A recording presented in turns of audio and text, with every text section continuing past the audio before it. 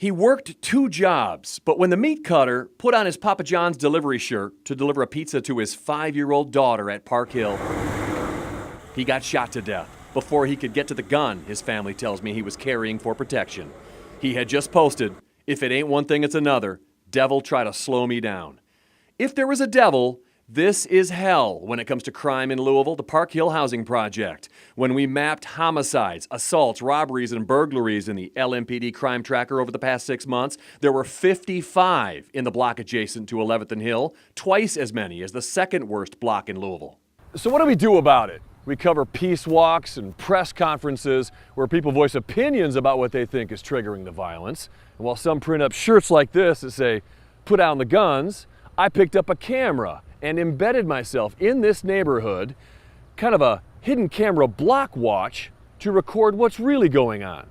Every morning starting before 9, 11th and Hill becomes a drive-through drug lane. People waiting, cash in hand, directed to the dealers, who often come out to cars, removing what appears to be tightly wrapped white rocks out of a baggie.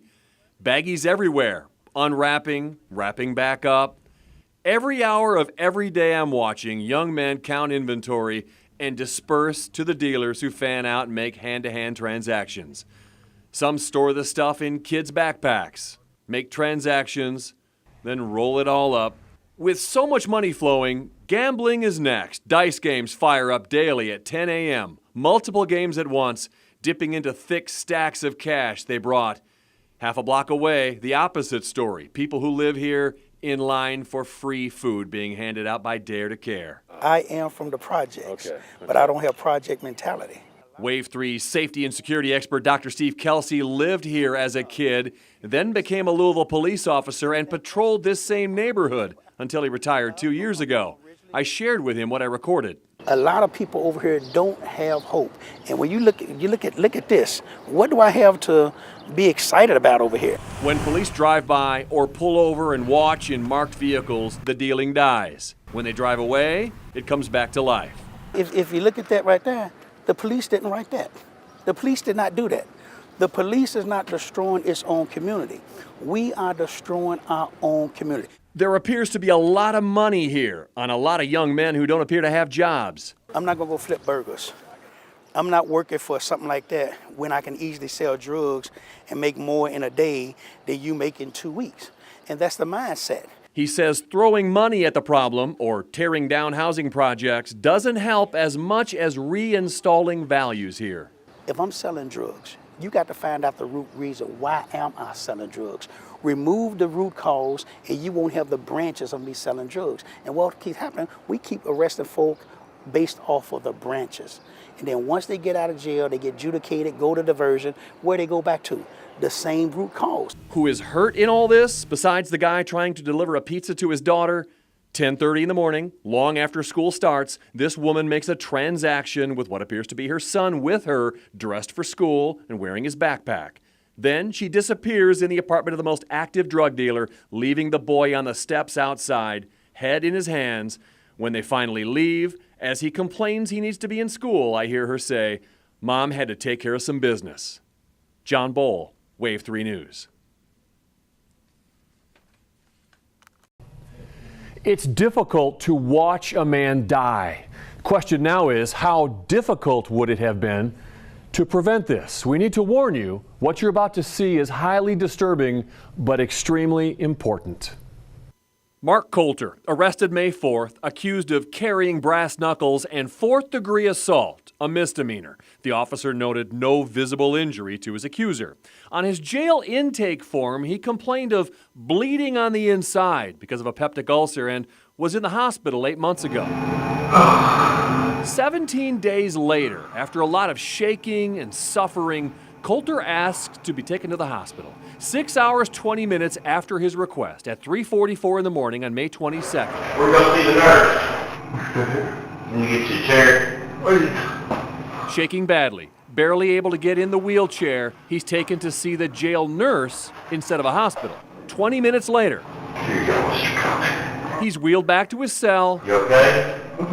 where he drinks some milk, still shaking badly, and moaning when he lies down. He's in a lot of pain. You know, if you watch the video, the poor fellow's writhing in pain, and at one point even asks 4 or 5 different people to please take me to the hospital.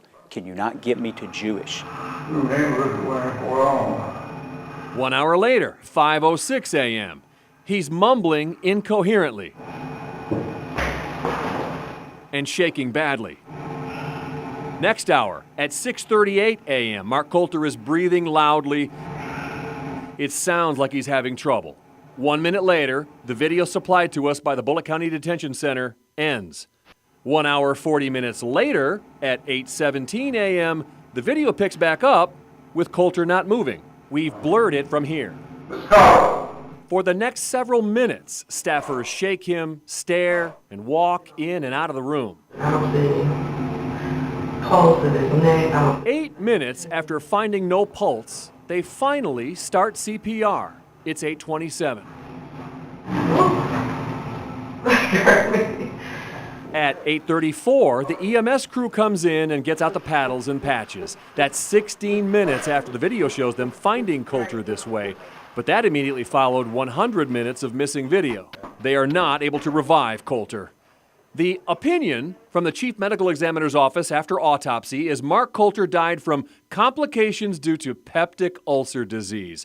The autopsy report noted he complained of abdominal pain in the evening before death, and the jail medical records showed he had a history of treatment for ulcers. It's gut-wrenching. I mean, truly, it's just gut-wrenching to think that human beings would treat any other human being that way, let alone one that's been put in their custody. I wouldn't treat a dog the way they treat these people. For now, the story ends there, with lots of questions unanswered. Why wasn't Coulter hospitalized? Why did it take so long to start trying to resuscitate him? Why is there round-the-clock video, except for 100 minutes between when he was alive and dead? The jailer in charge of the Bullitt County Detention Center says she cannot comment on any of this because of the pending court case. Coulter's family didn't want to talk about it either, deferring to the attorney you just heard, who says he will file a lawsuit soon. John Bowl, Wave 3 News.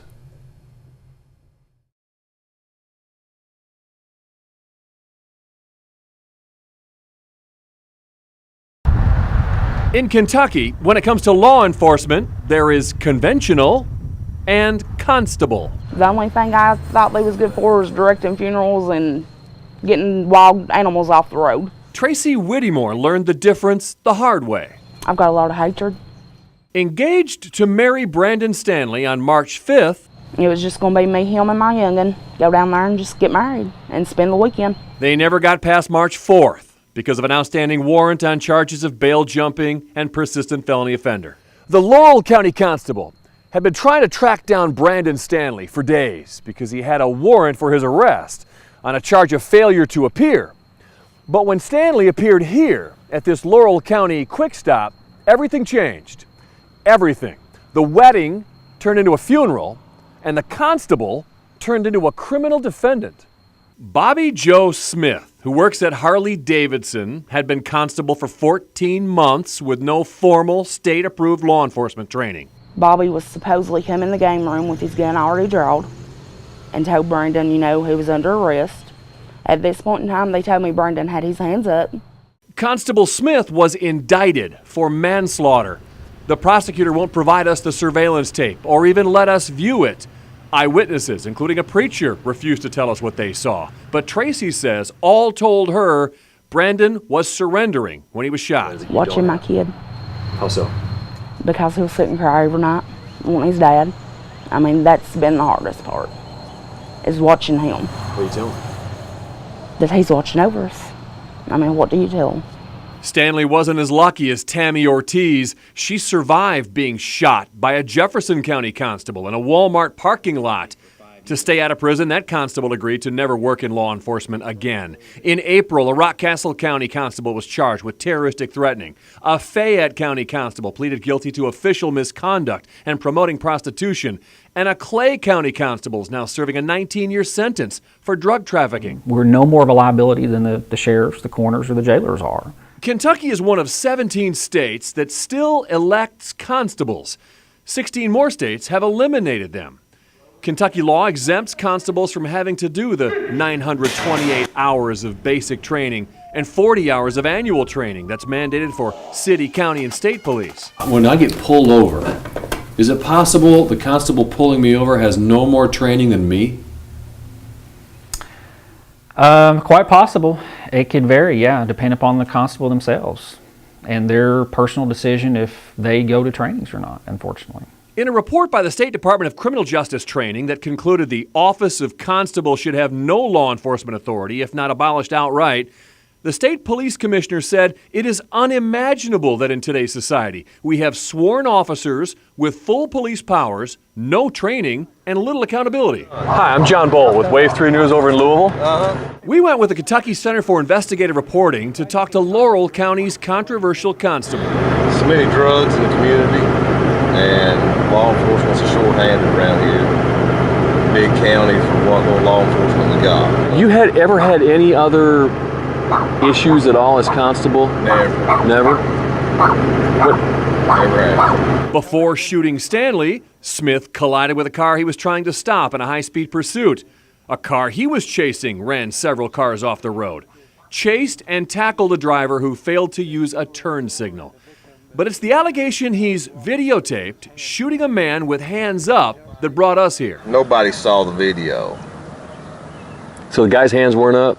Nobody saw the video. No, you got 5 seconds to get off his property. Okay. Hey, thank you. Have a good day. We're out. Or the dog's coming.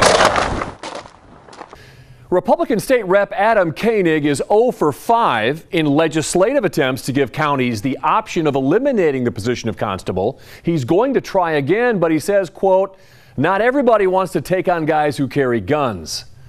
With the Kentucky Center for Investigative Reporting, I'm John Boll, Wave 3 News.